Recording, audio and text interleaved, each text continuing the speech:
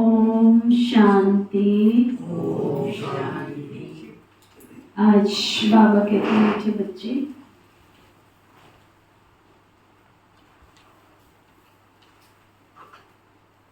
ये पुरुषोत्तम युग ही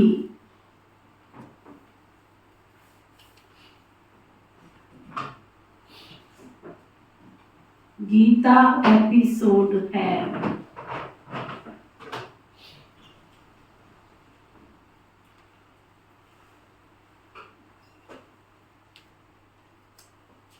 इसमें ही तुम्हें पुरुषार्थ कर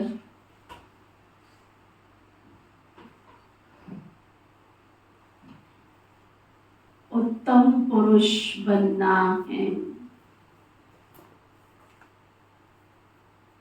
देवता बनना है।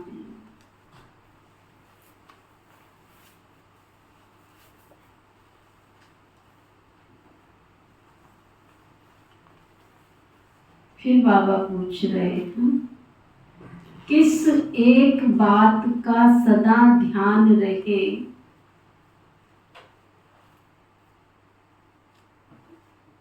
कौन सी एक बात का सदा ध्यान रहे तो बेड़ा पार हो जाएगा तुम्हारा। बेड़ा पार करना है, जिसका बेड़ा डूबा हुआ है वो हाथ उठाओ, जिनका पार लग गया है वो हाथ उठाओ। दो जग में लटके पड़े, ना पार हुआ है ना डूबा है, उनकी तो गति बहुत खराब हो जाएगी।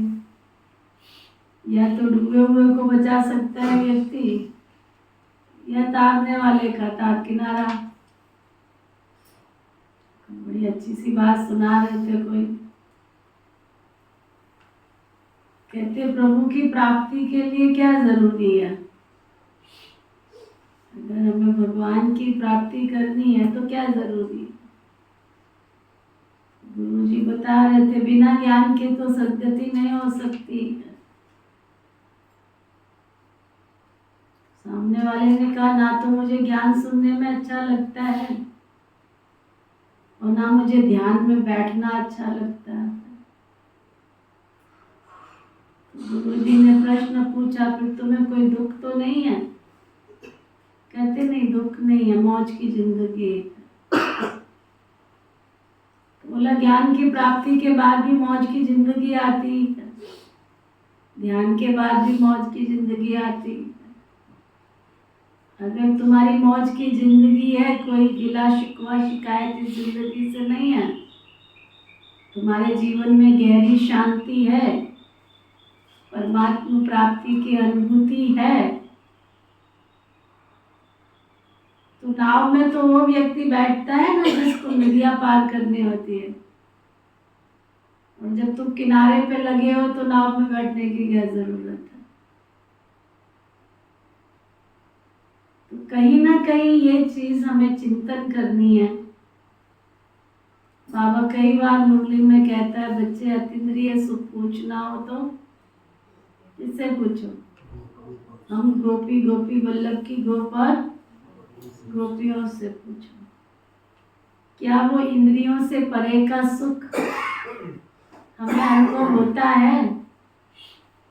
क्या उसकी हमें प्राप्ति हो रही है? क्या जीवन में उसकी सुखद अनुभूति हो रही है? अगर नहीं है तो बेड़े को पार करना पड़े। तो बाबा पूछ रहे हैं कि ये बेड़ा पार कैसे होगा फिर तुम्हारा, इसको पार करने की विधि क्या है। तो बाबा बता रहे, सदा ध्यान रहे कि हमें ईश्वरीय संग में रहना, हमें सदा ईश्वरीय संग में रहना है, तो भी बेड़ा पार हो जाएगा।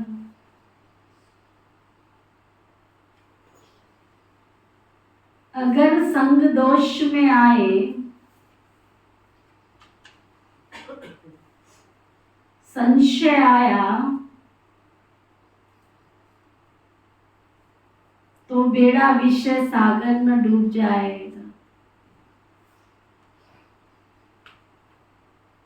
पैर फिसलने की देर है, डूबने में कितनी देर लगती।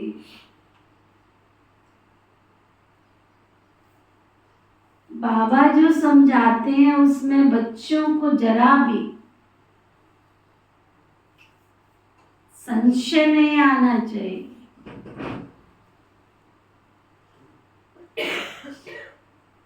बाप तुम बच्चों को आप समान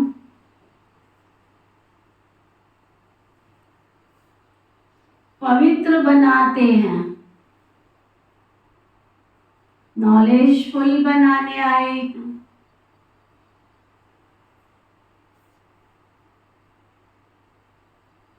तो बाबा के संग में ही रहना है।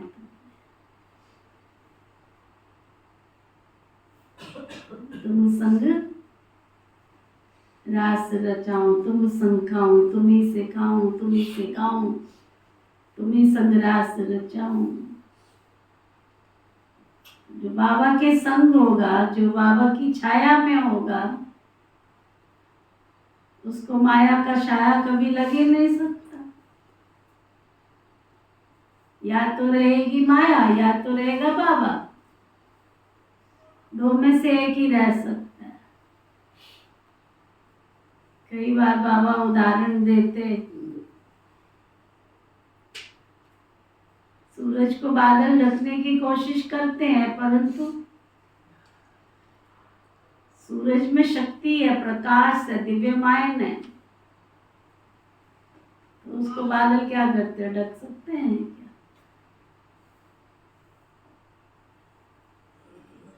दुनिया में कहते हैं संग तारे और कुसंग कोई। अगर डिवाइन फैमिली का, दिव्य परिवार का संग है, बाबा का संग है, दिव्य गुण और दिव्य शक्तियों का संग है।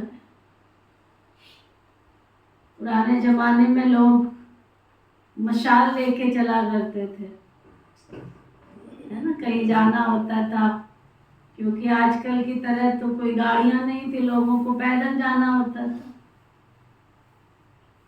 या बैलगाड़ी में जाना होता था, या ऊंट गाड़ी में, या फिर और कोई संसाधन होते थे। साइकिल भी नहीं होती थी उस जमाने में, और इतने बसे हुए शहर भी नहीं थे।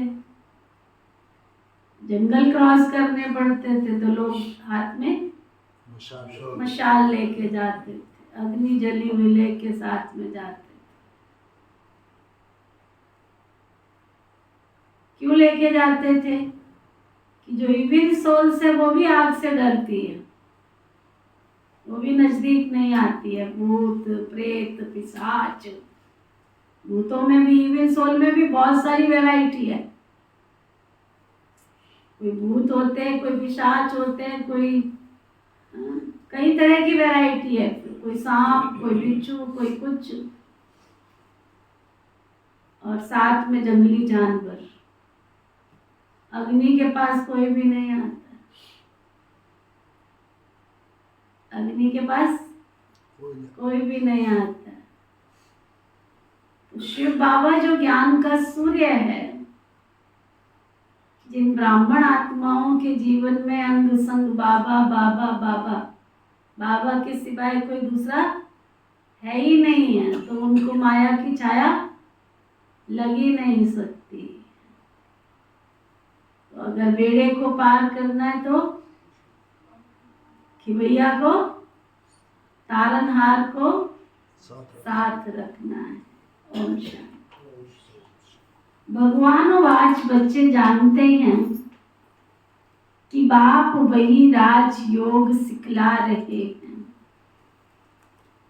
जो 5000 वर्ष पहले भी सिखाया था।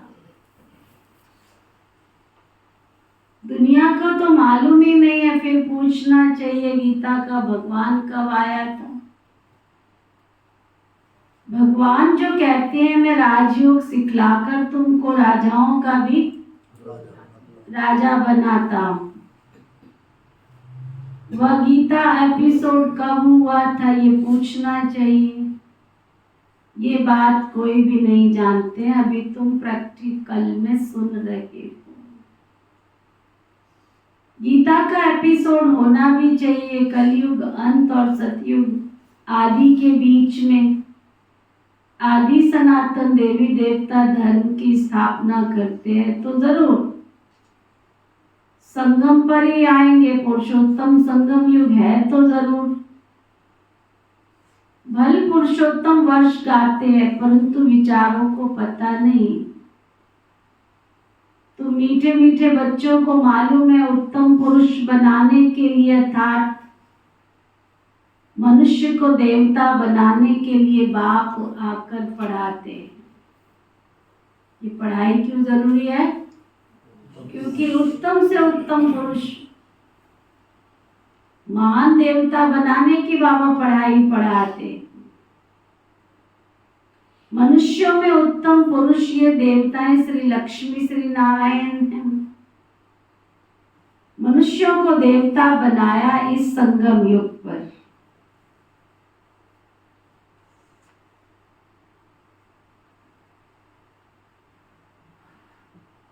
ये तुम्हें पक्का पक्का याद करना है। देवताएं जरूर संगम युग पर ही होते हैं, बाकी तो सब कलयुग में है। तुम बच्चे जानते हो हम संगम युगी ब्राह्मण हैं। ये पक्का पक्का तुमको याद करना है, नहीं तो अपना कुल कभी भूलता नहीं। लौकिक दुनिया में भी जो जिस खानदान में कुल में पैदा होता है उसको भूलता है क्या? और यहाँ चलते चलते भूल ही जाते हैं कि हम ब्राह्मण कुल के हैं। तो बाबा कहते हैं हम ब्राह्मण कुल के हैं फिर देवता कुल के बनते हैं। अगर ये याद रहे तो बहुत खुशी रहेगी। तुम पढ़ते हो, राजयोग समझाते हो, अब फिर भगवान गीता का ज्ञान सुना रहे और भारत का प्राचीन योग भी सिखा रहे हैं। हम मनुष्य से देवता बन रहे हैं ना। बाबा ने कहा है काम महा शत्रु है, इन पर जीत पाने से तुम जगत जीत बनते हो। पवित्रता की बात पर कितना आर्ग्यू करते, कितना बहस करते। मनुष्यों के लिए विकार तो जैसे एक खजाना है। लड़ाई झगड़ा मार पिटाई कितना इस गंदगी के लिए करते हैं। लौकिक बाप से ये वर्षा मिला हुआ है ना। बालक बनते हैं पहले पहले बाप का वर्षा मिलता है, शादी करके बर्बादी करा देते हैं। पवित्र कोमल फूल को पूरा मुरझा के जिंदगी तबाह कर देते हैं। और बेहद का बाप कहते हैं बच्चे काम महा शत्रु है, तो जरूर काम को जीतने से ही तुम जगत जीत बने। कितनी सुंदर फिलॉसफी है भगवान की। दुनिया वाले माता पिता नरक में ढकेल देते हैं और आत्मा का सच्चा सच्चा माता पिता वो हमें स्वर्ग की सहजादी बना देते हैं, सहजादा बना देते हैं। बाबा तो जरूर संगम पर ही आए होंगे। महाभारत लड़ाई भी है ना। हम भी यहाँ जरूर है, ऐसे भी नहीं सब फट से कोई काम पर जीत प्राप्त कर लेते। हर बात में समय लगता है। मुख्य बात बच्चे यही लिखते हैं बाबा हम विषय वैतरणी नदी में गिर गए, तो जरूर कोई ऑर्डिनेंस है। बाबा का फरमान है बच्चे काम को जीतने से ही तुम जगत जीत बनेंगे। ऐसे नहीं जगत जीत बनकर फिर विकार में जाते होंगे। जगत जीत ये लक्ष्मी नारायण है, इनको कहा जाता है संपूर्ण निर्विकारी। देवताओं को तब सब निर्विकारी कहते हैं जिसको तुम राम राज्य कहते हो। वो है वाइसलेस वर्ल्ड, ये है विशिष्ट वर्ल्ड। अपवित्र गृहस्थ आश्रम बाबा ने समझाया तुम पवित्र गृहस्थ आश्रम के थे। क्या कॉन्शियस में डालना है हमने? हमारे पास दो शरीर है, एक है ये शरीर स्थूल शरीर और एक सब कॉन्शियस बॉडी। तो दो मन है हमारे पास, एक सूक्ष्म है और एक स्थूल है। तो सब कॉन्शियस माइंड में डाल देना है हम ही पवित्र थे, हम ही विश्व के राजे महाराजे थे, हम ही श्रेष्ठ थे। अब 84 जन्म लेते लेते अपवित्र बन गए हैं। 84 जन्मों की कहानी है ना। नई दुनिया जरूर ऐसी वाइसलेस होनी चाहिए। भगवान जो पवित्रता का सागर है, वो ही पवित्र दुनिया स्थापन करते हैं। फिर रावण राज्य भी जरूर आना है। नाम ही है राम राज्य और रावण राज्य। रावण राज्य माना ही आसुरी राज्य। अभी तुम आसुरी राज्य में बैठे हो। ये लक्ष्मी नारायण है, दैवी राज्य की निशानी। तुम बच्चे प्रभात फेरी आदि निकालते हो। प्रभात सवेरे को कहा जाता है, उस समय मनुष्य सोए रहते, इसलिए देरी से निकालते हैं। प्रदर्शनी भी अच्छी तब हो जब वहां सेंटर भी हो, जहां आकर के कोई समझे कि काम महा शत्रु है, इन पर जीत पाने से जगत जीत बनेगी। लक्ष्मी नारायण का चित्र भी साथ में जरूर होना चाहिए, ट्रांसलाइट का। बहुत सुंदर लाइट चल रही है उसमें। इनको कभी भूलना नहीं चाहिए, है ना। ऐसा लक्ष्मी नारायण देखो ना कितना आकर्षित करते हैं अपनी तरफ। किस किस के घर में नहीं है लक्ष्मी नारायण का चित्र, वो हाथ उठाओ। सबके घर में है, सबके घर में लक्ष्मी नारायण का चित्र किस किस के घर में है, वो हाथ उठाओ। सबके घर में। कहाँ लगा रखा है? दरवाजे के अंदर के दरवाजे के बाहर? वो मंदिर बना के दरवाजा बंद कर देते ना, इसलिए पूछ रही हूँ। मंदिर में तो नहीं बिठा दिया उनको। सामने नजर पड़ेगी हमको, ऐसा बनना है, मैं तुझे देखती हूँ और तू मुझे देखता रहे। गुणों का मिलान करते रहो। अब हमने सतयुग में जाना है तो फिर उनकी भाषा, उनकी बोली, उनकी चाल, उनकी चलन, उनके संस्कार सब हमारे अंदर आने चाहिए ना, जिस राजधानी में हमको जाना है। तो 36 गुणों का मिलान करते रहो। हमारे लक्ष्मी नारायण में ये गुण है तो मेरे में ये है, ठीक है ना। बाबा कहते हैं इनको कभी भूलना नहीं चाहिए। ये एक चित्र और सीढ़ी, ट्रक में जैसे देवियों को निकालते हैं, ऐसे तुम ये 2-3 ट्रक सजाकर उसमें मुख्य चित्र निकालते हो तो बहुत अच्छा लगता है। बड़ा सा सीढ़ी का चित्र बनाओ, दूर से कोई देखे। दिन प्रतिदिन चित्रों की भी वृद्धि होती जाती है, तुम्हारा ज्ञान वृद्धि को पाता रहता है। बच्चों की भी वृद्धि होती जाती है, उसमें कोई गरीब, कोई फिर साहूकार, सब आते जाते हैं। शिव बाबा का भंडारा, शिव बाबा का भंडारा भरता जाता है। और आगे क्या कह रहे हैं बाबा? जो शिव बाबा का भंडारा भरते हैं उनको उनको रिटर्न में कई गुना मिल जाता है।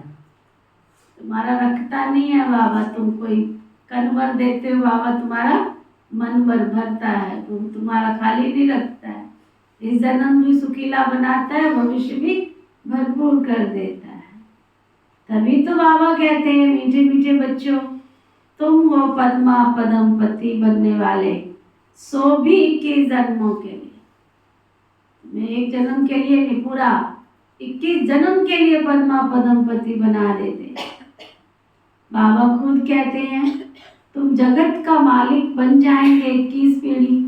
मैं खुद डायरेक्ट आया हूँ, तुम्हारे लिए हथेली पर बहिष्ठ ले आया हूँ।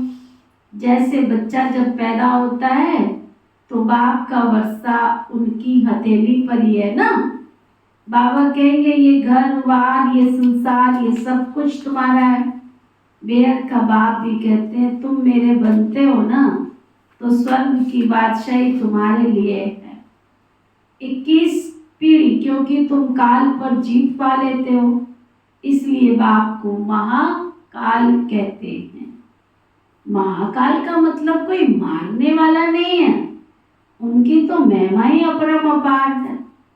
समझते हैं भगवान ने यमदूत भेज मंगा लिया।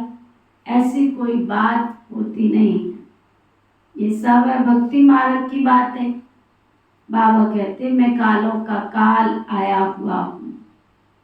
पहाड़ी लोग महाकाल को बहुत मानते हैं। महाकाल के मंदिर भी हैं, ऐसी ऐसी झंडियां लगा देते हैं। तो बाबा बैठ बच्चों को समझाते, ये भी तुम समझते हो कि राइट बात है।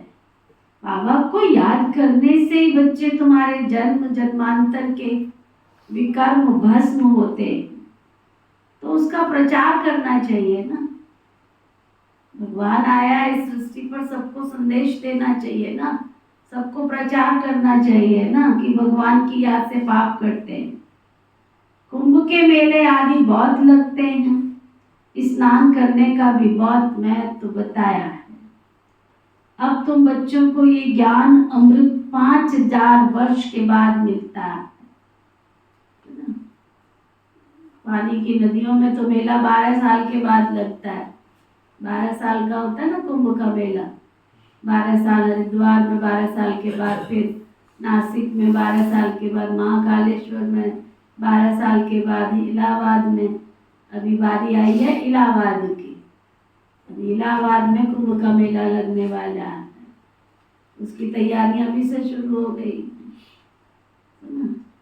फिर उसमें लड़ाई झगड़ा होता रहता है, पहला स्नान मैं करूंगा, पहला स्नान। अरे कोई तो करेगा ना पहला, उसमें ही लड़ने झगड़ने लग जाते हैं। बाबा कहते हैं वास्तव में इसके अमृत नाम नहीं है, ये तो पढ़ाई है तुम्हारी, ये कोई पीने की चीज नहीं है, ये तो पढ़ने की चीज है। ये सब भक्ति मार्ग के नाम है।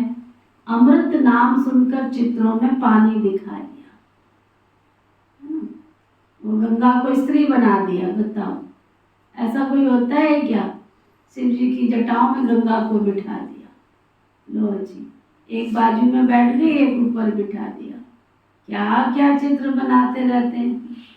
पानी को स्त्री का रूप दे दिया। फिर अब उसको कैसे दिखाएं, तो सफेद वस्त्र धारणी दिखा दिया। अब सफेद वस्त्र धारणी कौन है ये पता ही नहीं है ना। जो शिव की शक्तियां वही श्वेत वस्त्र धारणियां हैं। शिव बाबा आकर के जिनके द्वारा सारे जगत का कल्याण करते, ईश्वरीय ज्ञान दिला दिला के, सुना सुना के।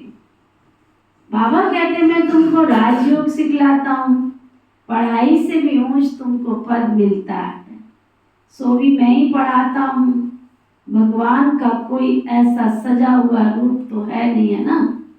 यह तो बाप इसमें आकर के पढ़ाते हैं, पढ़ा करके आत्माओं को आप समान बनाते हैं। खुद लक्ष्मी नारायण थोड़े ही हैं जो आप समान बनाएंगे। आत्मा पढ़ती है, उनको आप समान नॉलेजफुल बनाते हैं। ऐसे नहीं भगवान भगवती हैं, उन्होंने श्री कृष्ण को दिखाया, वो कैसे पढ़ाएंगे। सतयुग में पति थोड़े ही होते, श्री कृष्ण तो होता ही सतयुग में है। फिर कभी भी श्री कृष्ण को तुम नहीं देखेंगे। ड्रामा में हरेक के पुनर्जन्म का चित्र बिल्कुल न्यारा होता है। कुदरत का ड्रामा है ना, बनी बनाई बन रही, अब कुछ बननी नहीं।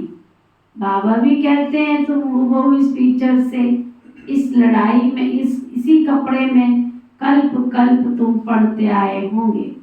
वो रिपीट होता है ना। आत्मा एक शरीर छोड़ फिर जाकर के दूसरा लेती है। जो कलप पहले लिया था, ड्रामा में कुछ भी फर्क नहीं पड़ सकता। वह सब होती हैं हद की बातें, और यहाँ बाबा तुमको सिखलाते हैं बेहद की बातें, जो बेहद के बाप के सिवाय और कोई तुमको समझा नहीं सकते। इसमें भी कोई को संशय नहीं हो सकता। पढ़ाने वाला स्वयं एक परम पिता परमात्मा शिव। वंडर है ना। पूरे विश्व के कोने कोने में चले जाओ, बाबा की मुरली उठाओ, चाहे वो इंग्लिश में हो, मराठी में हो, गुजराती में हो, लेकिन बाबा की मुरली का ज्ञान तो सेम एक जैसा। इतना बड़ा यूनिवर्सिटी है जिसमें पढ़ने वाले स्टूडेंट कितने विचित्र है, कितने विचित्र है। कोई बुजुर्ग है, कोई बच्चे हैं, कोई लड़के हैं, कोई लड़कियां हैं, कोई जवान है ना, कोई साधारण है, कोई गरीब है, कोई अनपढ़ है, कोई गांव के हैं जो ABCD भी नहीं जानते। इतना विचित्र यूनिवर्सिटी, और इस यूनिवर्सिटी में कितना ऊंच पद पाने का लक्ष्य रखा है, ये तो देखो ना, कितना ऊंचा लक्ष्य। नर ऐसी करनी करे तो नारायण बने, और नारी ऐसी करनी करे तो लक्ष्मी बने, है ना। बाबा कहते निश्चय बुद्धि हो, फिर कोई ना कोई कहीं संशय में आ जाते तो संग दोष लग जाता है। अगर ईश्वरीय संग में चलते रहे तो तुम्हारा बेड़ा पार हो जाएगा। ओम शांति।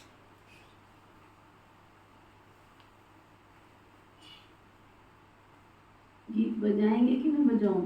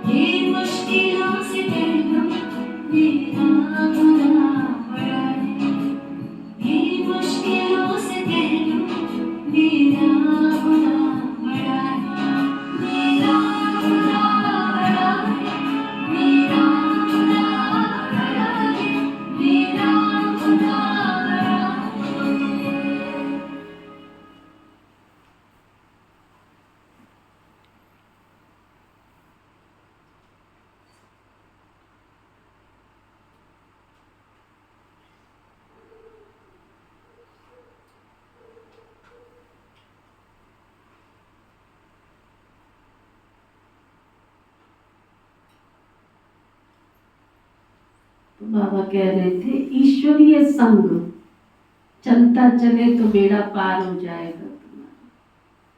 भगवान को साथ रखो तो माया की हिम्मत नहीं है कि वो तुमसे आंख मिला ले। शुंभ निशुंभ की कहानी सुनी है ना हमने। आए थे दो शुंभ और निशुंभ, प्रस्ताव भेज दिया था शादी करना चाहते हैं तुमसे। बैठ गई थी वहां सज धज के। शिव की शक्ति कहते हम तुमसे शादी करना चाहते। सुनिए ना कहानी, तुमसे शादी करना। कहते हाँ करूंगी तुझे, पर तुम मुझे हरा दोगे तो करूंगी। हराया हराया, जीत किसकी हुई? जिसके साथ शिव है उसकी जीत तो जीती है, उसकी हार कभी हो ही नहीं सकती। ऐसे ही बाबा के कई बच्चे समझ लेते हैं ये तो बेचारियां। अरे ये बेचारियां नहीं है, ये शिव की शक्तियां हैं, इनके साथ शिव है। ये जो चाहे कर सकती हैं, संकल्प करने की देर है। छोटी बात है कलयुग को बदल के सतयुग बना देना, ये कोई साधारण बात है। हमारा बाप इस दरा पर आया है, क्या खाली नहीं आया है? हम स्वर्ग दरा पर लाएंगे, गीत गाते थे हम छोटे थे तो। हम स्वर्ग दरा पर लाएंगे, हम दुनिया नहीं बनाएंगे। बोलो सब, हम स्वर्ग दरा पर लाएंगे, दुनिया नहीं बनाएंगे। एक बात हो रही थी, शिव शक्तियों के साथ नाजायज करता है ना जी। हाँ, उसका अंत बड़ा गंदा है। बहुत बहुत ये हमने देखा होगा शाहबाद में। शाहबाद में क्या, आप सारी दुनिया में देख लो। इस ज्ञान के आधार पर देख लो, ज्ञान के आधार पे देख लो। नाजायज तो किसी के साथ भी शिव की शक्तियां तो है, सो है ही है। कई भाई बहन है इतना, लेकिन उनका अंत इतना खराब हुआ है ना। ये कोई साधारण शिव शक्तियां नहीं है। कहते गऊ को पेड़ा खिलाओ, अरे उस गऊ को पेड़ा खिलाने से तुम्हारी गति नहीं होने वाली है। खिलाते हैं बहुत अच्छी बात है, खिलाना चाहिए। जानवरों की कोई दुकान थोड़ी लगी है, कोई उनके माई बाप थोड़ी है जो उनको कमा के खिलाएंगे, तो खिलाओ। उसमें हमारे को कोई वो नहीं। एक बहन आई थी हमारे पास कि मेरे बेटे ने है ना, वो क्या बोलते गौशाला में घास खिलाने का संकल्प किया हुआ था, तो मैं उस पैसे का क्या करूं? मैं कहा उस पैसे का वही करो जो उसने संकल्प किया। मैं घास खाने वाली थोड़े दिख रही हूँ तुमको, या मेरा बाबा घास खाने वाला थोड़ी दिख रहा है। अगर तुम नहीं खिलाओगे तो कोई तो उनको घास खिलाएगा ना, कोई तो उनको चारा देगा ना। जाके दो मेरी तरफ से जाके, क्योंकि वो भी तो कहीं से खाएंगी ना, कहाँ से खाएंगी। खाली दूध ही थोड़ा ही पीना है, कुछ खिलाना भी है। जो संकल्प किया वो ठिकाने पे पहुंचा। तो गौ का पेड़ा माना, ये शिव बाबा की, कृष्ण की सच्ची सच्ची गौ है। तुमसे ले क्या रही है, तुमको दे ही रही है ना। तो बाबा कहते ईश्वरीय संग करो। ईश्वरीय संग चलता चले तो तुम्हारा बेड़ा पार हो जाएगा। संग छोड़ा तो विषय सागर में डूब जाएंगे। एक तरफ है क्षीर सागर, दूसरी तरफ है विषय सागर। ज्ञान अमृत भी कहते हैं ना, बाप है ज्ञान का सागर। उनकी महिमा भी है, जो उनकी महिमा है वो लक्ष्मी नारायण को कोई दे ही नहीं सकते। बाप है पवित्रता का सागर, वह देवताएं सतयुग त्रेता में पवित्र है, परंतु सदैव के लिए नहीं रहते। फिर भी आधा कल्प के बाद गिरते हैं। बाबा कहते मैं आकर सबकी गति सदगति करता हूँ। सदगति दाता तुम एक ही हो ना। तुम सदगति में जाते हो, फिर ये बातें नहीं होती है। अभी तुम बच्चे सम्मुख बैठे हो, तुम भी शिव बाबा से पढ़कर टीचर बने हो। मुख्य प्रिंसिपल वो है, तुम आते हो उनके पास। कहते हम शिव बाबा के पास आए। अरे वो तो निराकार है, हाँ आते हैं इनके तन में, इसलिए इनको बाप दादा के पास कहा जाता है। ये बाबा है, इनका रथ है जिस पर उनकी सवारी है। उनको रथ घोड़ा अश्व भी कहते हैं। इस पर भी एक कथा है। दक्ष प्रजापिता ने यज्ञ रचा। कहानी लिख दी परंतु समझते नहीं। शिव भगवान वाच, मैं तब आता हूँ जब भारत में अति धर्म की गिलानी हो जाती है। गीतावादी बल कहते यदा यदा ही धर्मस्य गिलाने भवति भारता, परंतु अर्थ नहीं समझते हैं। तुम्हारा ये बहुत छोटा सा झाड़ है, इनको तूफान भी लगते हैं, नया झाड़ है ना, फिर फाउंडेशन भी है। इतने अनेक धर्मों के बीच में एक आदि सनातन देवी देवता धर्म का सैपलिंग लगाते हैं। कितनी बड़ी बात है। शिव बाबा आते हैं तो अनेक अधर्मों का नाश कर क्या करते हैं, एक आदि सनातन देवी देवता धर्म की स्थापना करते हैं। और कितना बड़ा चैलेंज दुनिया के साथ झेलना पड़ता है। वो सीधा ही कह रहे थे ब्रह्मा कुमारियां तो धर्म को मानती नहीं, बताओ, सीधा ही कह रहे थे ब्रह्मा कुमारियां तो नास्तिक है, ये तो देवी देवताओं को मानती नहीं, सीधा ही बोल देते हैं ये तो देवता धर्म की है ही नहीं है। बताओ कितना सहन करना पड़ता है, जो नहीं है उसको भी सहन करना पड़ता है। अरे पहले ज्ञान को समझो तो सही। तुम जितना नहीं मानते हो, तुम क्या मानते हो उसका? तुम मानते हो घर में तुमने श्री कृष्ण लगा रखा है, लहसुन प्याज पान बीड़ी तंबाकू सिगरेट का सेवन कर रहे हो, तो तुम्हारे घर में कृष्ण रहेगा या ब्रह्मा कुमारियों के यहाँ कृष्ण रहेगा? बताओ किसके यहाँ रहेगा? तुमने घर में कृष्ण को कान्हा को बिठा लिया तो तुम क्या समझते हो कान्हा तुम्हारा है? मूर्ति को बिठा लिया, तब गीत बनाया तो मन दर्पण कहलाए, तन से कोई भाग ले प्राणी मन से भाग ना पाए। उस कृष्ण को तुम थोड़ी बांध सकते हो, वो क्यों रहेगा तुम्हारे यहाँ? लहसुन प्याज के तड़के उसकी खुशबू लेगा वो बैठ करके। पहले शुद्धिकरण करो अपनी आत्मा का, अपने घर का, अपने परिवार का, अपने संसार का शुद्धिकरण करो, तब शुद्ध आत्माएं देव आत्माएं तुम्हारे यहाँ आएंगी। ऐसे नहीं देव आत्माएं आती। ये वंडरफुल बात है। हमने अपनी दीदियों को, अपनी दादियों को देखा, मजाल है कोई उनको पानी भी पिला दे अपने घर का, मजाल है कोई कुछ खिला भी दे, मतलब नहीं। अशुद्ध शुद्धि तुम्हारे पास शुद्धि है कि बाबा की शिव शक्तियों के पास शुद्धि है? विचार करो, बैठ करके चिंतन करो। बाबा कहते हैं कितनी मेहनत करनी पड़ती है। अनेक धर्मों के बीच में एक आदि सनातन देवी देवता धर्म का सैपलिंग लगाते, कितनी मेहनत है। औरों को मेहनत नहीं लगती है, वह तो ऊपर से आते रहते हैं। यहाँ तो जो सतयुग त्रेता में आने वाले हैं उन्हों की आत्माएं बैठ पड़ती है। जो पतित है ना, उनको पावन देवता बनाने के लिए बाबा बैठ पढ़ाते हैं। गीता तो ये बहुत पढ़ते थे, जैसे अब आत्माओं की याद कर दृष्टि दी जाती है तो पाप कट जाएं। भक्ति मार्ग में फिर गीता के आगे जल रखकर बैठ पढ़ते थे। समझते पितरों का उद्धार होगा, इसलिए पितरों को याद करते हैं। भक्ति में गीता का बहुत मान रखते थे। अरे बाबा कोई कम भगत था क्या? रामायण आदि सब पढ़ते थे, बहुत खुशी होती थी। वह सब कुछ पास्ट हो गया। अब बाबा कहते बीती को चितो नहीं, बीती को चितो नहीं। देखो रामायण की एक एक बात अगर आप देखो, कहानी की तरह लोग देख लेते हैं। जब सीता स्वयंवर हुआ था, है ना, उस दृश्य को सामने लेके आओ। संसार के बड़े बड़े सूरमा, बड़े बड़े, है ना, राजे महाराजे सब आए थे, सब आए थे। क्या था चैलेंज? क्या था? धनुष। अब कौन सा धनुष था वो?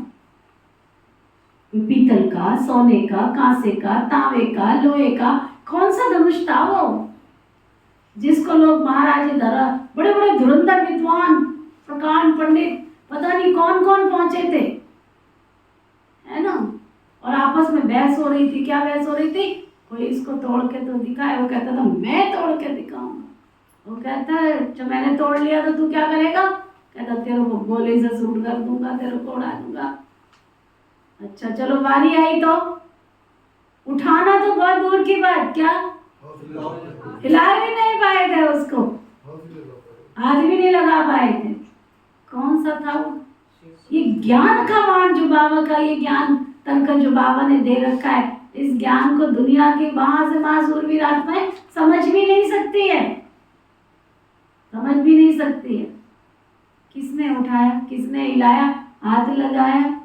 एक साधारण सा वनवासी राम, साधारण ही था ना, वहां बैठे हुए, आप विचार करो, इतने बड़े बड़े राजा बैठे हुए थे, महाराजे बैठे थे, क्या श्री राम जी को पहचाना था? पहचाना था कि ये श्री राम जी है, ये भगवान की शक्ति है, पहचाना था? अरे पहचानने की बात तो छोड़ो, जब उन्होंने तोड़ लिया, उठा लिया, है ना, फिर भी पहचाना?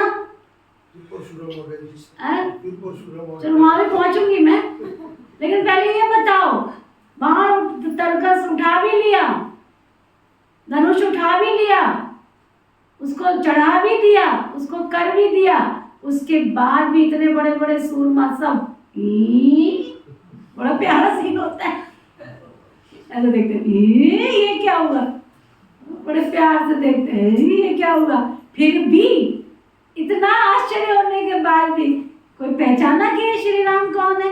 नहीं पहचाना। आंख न जाने दिल पहचाने, मूर्तियां कैसी है, उस मूर्त को सब नहीं पहचान सकते हैं।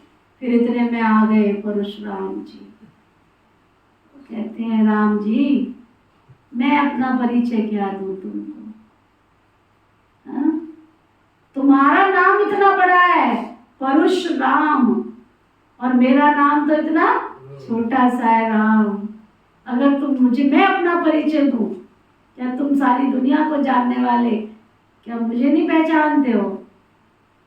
इतना अच्छा वार्तालाप है उनके साथ में। एक एक चीज देखने वाली होती है। आप लोग तो कहानियों की तरह देख लेते हो, समझो उसके अर्थ को देखो। लेकिन सब कुछ होने के बाद श्री राम जी सीता जी को लेके चले भी गए, लेकिन क्या वहां की दुनिया ने पहचाना? न सीता को पहचाना, न राम को पहचाना। ऐसे ही बाबा भी ज्ञान देके चला जाएगा, फिर दुनिया देखेगी ये ब्रह्मा कुमारियां, ये तो है ना काम पे जाती थी दिहाड़ी पे, ये राजकुमारी बन गई। ऐसे ऐसे सीन होंगे। बाबा कहते गीता भी बहुत पढ़ते थे, इनको किसी ने पहचाना? अरे ये कोई कम वक्त था, रामायण आदि क्या क्या पढ़ते हैं, बहुत खुशी होती है, सब पास्ट हो गया। अब बाबा कहते बीती को चितो नहीं, बुद्धि से निकाल दो। बाबा ने स्थापना विनाश राजधानी का साक्षात्कार कराया, पक्का हो गया ना। ये सब खलास होना है, ये पता नहीं था ना। बाबा ने समझा ये सब होगा, देरी थोड़ी ही है, हम जा करके फलाना राजा बनूंगा। पता नहीं बाबा क्या क्या समझते रहते थे। तुम बच्चे जानते हो बाबा की प्रवेशता कैसे हुई, ये बातें मनुष्य नहीं जानते। ब्रह्मा विष्णु शंकर का नाम लेते हैं, परंतु इन तीनों में से भगवान किस में प्रवेश करते हैं अर्थ कुछ भी नहीं जानते। वो लोग विष्णु का नाम लेते हैं, अब वह तो देवता है ना, वह कैसे पढ़ाएंगे? बाबा खुद बतलाते हैं मैं इनमें प्रवेश करता हूँ, इसलिए दिखाया है ब्रह्मा द्वारा स्थापना व पालना और विनाश, ये बड़ी समझने की बातें हैं। भगवान वाच मैं तुमको राजयोग सिखलाता हूँ। वह भगवान कब आया जो राजयोग सिखलाया और राजाई पद दिलाया, ये अभी तुम बच्चे समझते हो। 84 जन्मों का राज भी बाबा ने समझाया, पूज्य पुजारी का राज भी समझाया। विश्व में शांति का राज्य इन लक्ष्मी नारायण का था ना, जो सारी दुनिया चाहती है। जब लक्ष्मी नारायण का राज्य था तो उस समय सब शांति धाम में थे।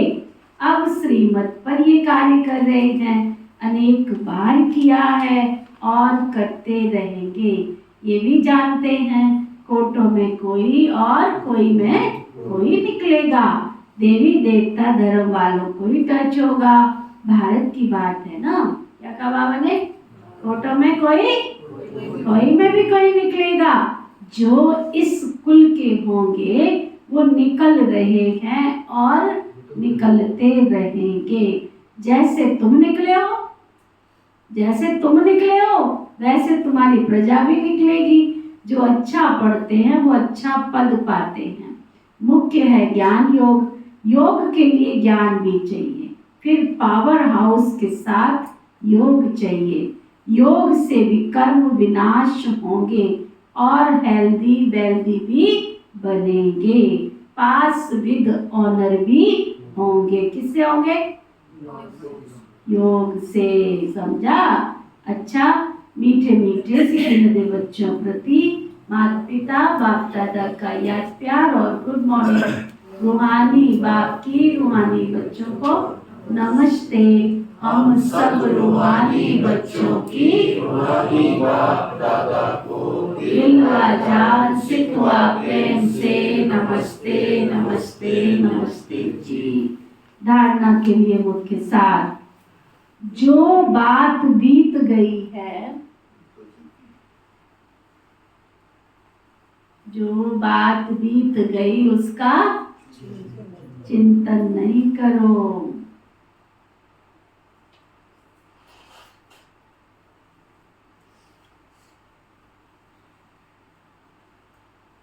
अब तक जो कुछ पढ़ा है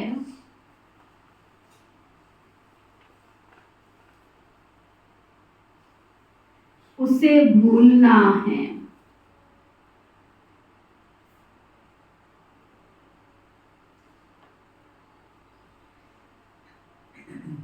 एक बाबा से सुनना है और अपने ब्राह्मण कुल को सदा याद रखना है।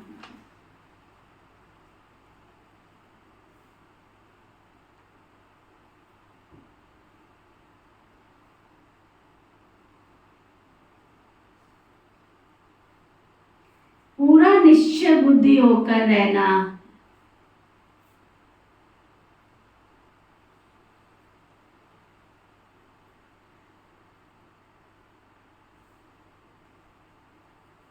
किसी भी बात में संशय नहीं उठाना।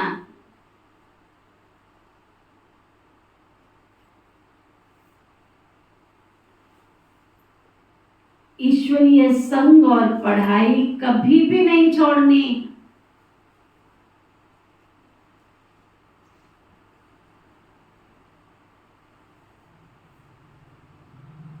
वरदान सतगुरु प्यारे बाबा का वरदान, रूहानी माशूक की आकर्षण में आकर्षित हो।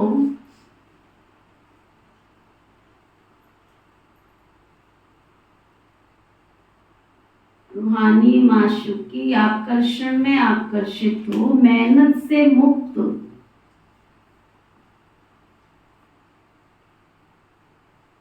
होने वाले रूहानी आशिक भव।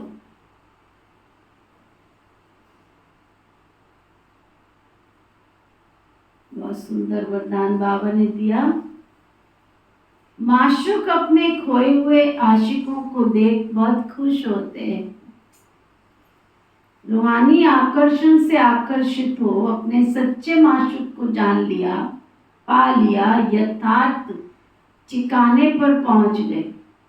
जब ऐसी आशिक आत्माएं इस मोहब्बत की लकीर के अंदर पहुंचती हैं तो अनेक प्रकार की मेहनत से छूट जाती हैं, क्योंकि यहाँ ज्ञान सागर के स्नेह की लहरें, शक्ति की लहरें सदा के लिए रिफ्रेश कर देती है। ये मनोरंजन का विशेष स्थान, मिलने का स्थान आप आशिकों के लिए माशूक ने बनाया है ना। स्लोगन, एकांतवासी बनने के साथ साथ एक नामी और एकानामी वाले बनो। एकांतवासी के साथ साथ क्या? एक नामी और एकानामी वाले बनो। आज का व्यक्ति इशारा, जैसे दूसरों के संस्कारों को साक्षी होकर देखते हो, वैसे अपने तमो प्रधान स्टेज के संस्कारों को भी साक्षी होकर समाप्त करो। जो पुरानी आदतें हैं, पुरानी बुराइयां हैं, उनको देख के समाप्त करो। अनुभव करो जैसे ये संस्कार स्वाहा हो रहे हैं। ऐसा समझने से ही सदा सफलता को पाते रहेंगे। ओके, ओम शांति। एक मिनट बाबा, तो वो शुरू करें।